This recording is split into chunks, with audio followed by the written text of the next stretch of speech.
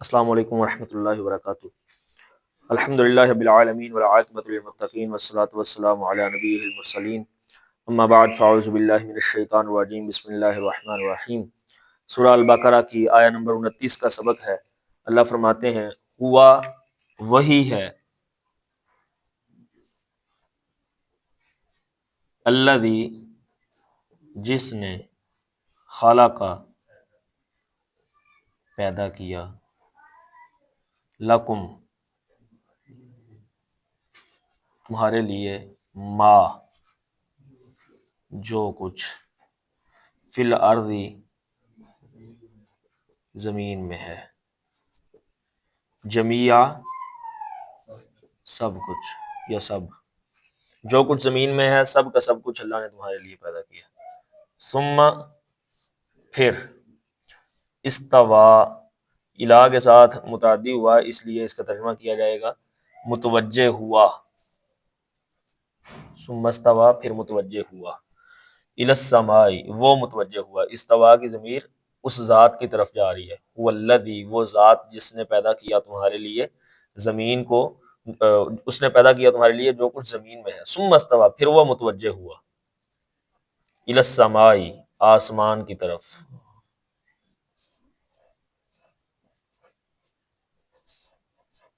آسمان کی طرف، فسواہن پس، فا کا مطلب سوا اس نے برابر کر دیا، ہن ان کو، اس نے ٹھیک کر دیا ان کو، اس نے سیدھا کر دیا ان کو، یہ سارے ترجمے اس کے ہیں۔ ہاں جی، ترتیب دے دی، سواہن برابر کر دیا، سبع فسواہن پس اس نے برابر کر دیا ان کو، سبع سماوات، سب کہتے ہیں سات کو، سماوات آسمانوں، بس اس نے برابر کر دیا سبع سماوات ان سات آسمانوں کو، وَهُوَ اور وہ، بِكُلِّ شَيْءٍ علیم ہر چیز کا خوب علم رکھنے والا ہے۔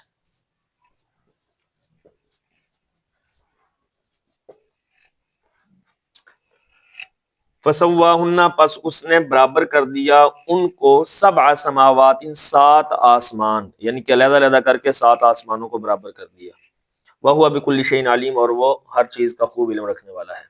اس کے تفسیری اعتبار سے جو چند نکات ہیں ان سے پہلے اس کا با محاورہ ترجمہ وہ ہے جس نے پیدا کیا تمہارے لیے جو کچھ زمین میں ہے سب کچھ، پھر وہ متوجہ ہوا آسمان کی طرف، پس اس نے ان کو برابر کر دیا سبع سماوات ان سات آسمانوں میں، وَهُوَ بِكُلِّ شَيْءٍ علیم اور وہ ہر چیز کا خوب علم رکھنے والا ہے۔ پیچھے جو پچھلی آیت ہم نے پڑھی تھی، آیت نمبر 28 سورہ البقرہ کی، اس میں اللہ رب العزت نے ایک تعجب کیا تھا، تعجب کا اظہار کیا تھا کفر پر، لوگوں کے کفر پر تعجب کا اظہار تھا کہ کیف تکفرون باللہ، تم اللہ کے ساتھ کفر کیسے کر سکتے ہو جبکہ تم مردہ تھے، فاحیاکم اس نے تم کو زندہ کیا، ثم یمیتکم پھر وہ تم کو مارے گا، ثم یحییکم پھر وہ تم کو زندہ کرے گا، ثم الیہ ترجعون پھر تم اسی کی طرف لٹائے جاؤ گے، تو بھلا تم کیسے اس کے ساتھ کفر کر سکتے ہو۔ اب یہاں پر ایک اور مزید تعجب کا اظہار کیا گیا ہے کفر پر اس آیت میں۔ پیچھے اللہ رب العزت نے اپنے خالق ہونے، اپنی قدرت کے مظاہر کو بیان کیا، انسان کی زندگی اور موت کا ذکر کیا اور تعجب کیا کہ جو یہ سب کچھ کرنے والا ہے، تمہیں زندگی سے نوازنے والا ہے، تمہیں موت دینے والا ہے، تم اس کے ساتھ کفر کیسے کر سکتے ہو۔ اب یہاں پہ مزید تعجب ہے کہ جس نے تمہارے لیے زمین میں سب کچھ پیدا کیا، جو کچھ بھی ہے زمین میں تمہارے فائدے کے لیے پیدا کیا، تمہارے نفع کے لیے پیدا کیا، بھلا تم اس کے ساتھ کفر کیسے کر سکتے ہو۔ تم جس نے آسمانوں کو تمہارے اوپر بنایا سیدھا کر کے، برابر کر کے، سات آسمانوں کو، تم بھلا اس کے ساتھ کفر کیسے کر سکتے ہو۔ وَهُوَ بِكُلِّ شَيْءٍ عَلِيمٌ اور پھر اس سے جب کوئی چیز ڈھکی چھپی نہیں ہے، وہ ہر چیز کا خوب علم رکھنے والا ہے، تو کیا تمہارا کفر جو ہے وہ اس سے چھپا ہے؟ کیا تمہارا کفر اس سے مخفی ہے؟ لہذا یہاں پر اللہ رب العزت نے کفر پر، کافروں کے کفر پر تعجب کا اظہار کیا اور بتلایا کہ اس کے یہ سارے احسانات ہیں تم پر، اور پھر تم اس کے ساتھ کفر کرتے ہو جبکہ تمہارا کفر اس سے مخفی نہیں ہے۔ یہ تو ہے اس کی ایک بات اس آیت میں۔ دوسری بات یہاں سے یہ پتہ چلتی ہے کہ اللہ نے زمین جو ہے اس کو پہلے بنایا ہے اور آسمان کو بعد میں بنایا ہے. یہ دیکھیں نا، وہ ذات جس نے پیدا کیا تمہارے لیے جو کچھ بھی زمین میں ہے، ثم استوى الى السماء، پھر آسمان کی طرف متوجہ ہوا. تو یہاں پر یہ اس جگہ پہ بھی، اور سورہ حامیم سجدہ کی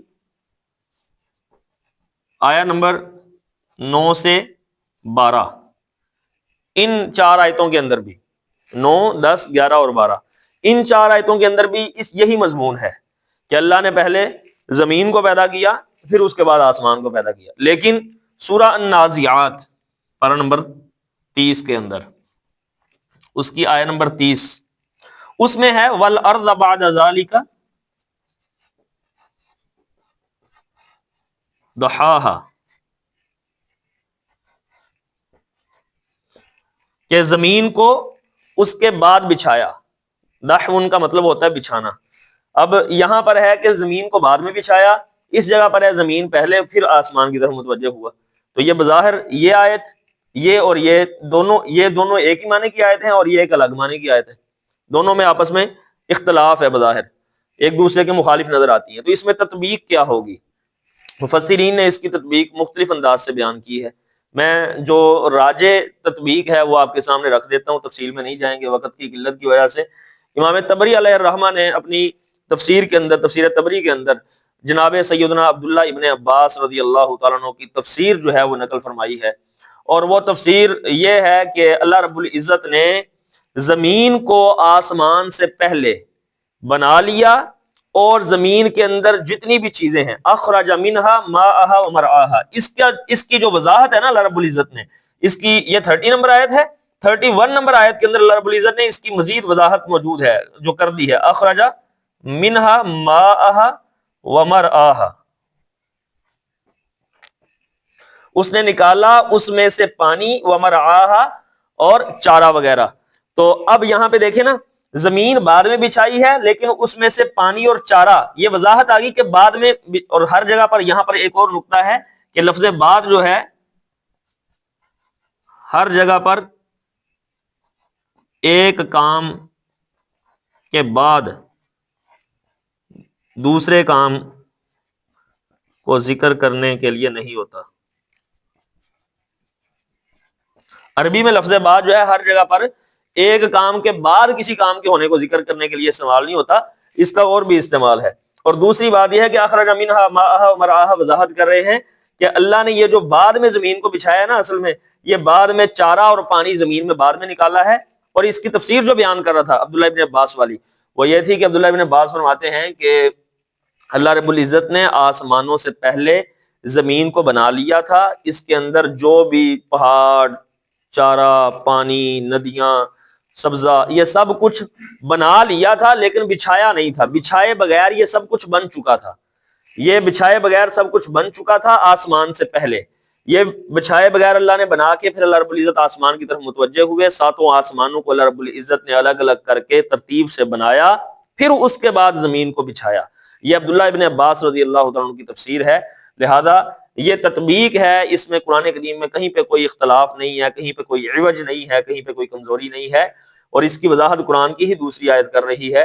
تو اللہ رب العزت نے پہلے زمین کو بنایا ہے، پھر آسمان کو بنایا ہے ٹھیک ٹھیک کر کے، اور اس کے اندر کسی قسم کا کوئی عوج نہیں ہے، کوئی ٹیڑھ نہیں ہے. وَهُوَ بِكُلِّ شَيْءٍ عَلِيمٌ، اور اللہ ہر چیز کے بارے میں خوب جاننے والے ہیں. یہاں پر ایک آخری نقطہ اور بات ختم. وہ نقطہ یہ ہے کہ اللہ نے فرمایا وہ ذات جس نے پیدا کیا تمہارے لیے جو کچھ زمین میں ہے.